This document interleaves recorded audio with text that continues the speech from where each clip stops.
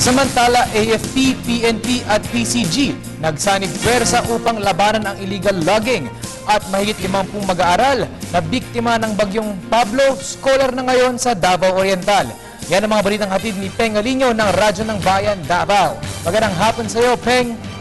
Magandang hapon. Ayon kay DENR 11 Regional Executive Director Jocelyn Marcos Fragada na ang mga miyembro ng AFP, PCG at ang PNP na tagapagpatupad ng batas ay mahalaga upang palakasin ang kasalukuyang pagsisikap para maprotektahan ng kagubatan.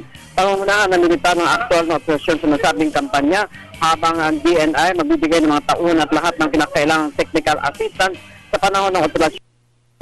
Samantala, binisira ni Commission on Higher Education Chair Dr. Patricia Licuanan ang Davao Oriental State College of Science and Technology sa Mati City, Davao Oriental para sa pagdawat ng scholarship grant sa may 54 na mga biktima ng Bagyong Pablo at upang harapin ang 254 na mga scholars na Student Grant in Aid Program for Poverty. Ang mga scholarship grants para sa biktima ng Bagyong Pablo ay iginawad sa St. Mary's College sa Maganga na labis na naapektuhan ng bagyo noong ika-4 ng Disyembre.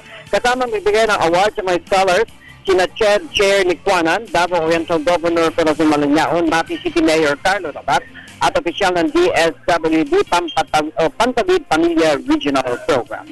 Para sa Telebisyon ng Bayan, Peng Alinio ng Radyo ng Bayan, Davao, nag-uulat.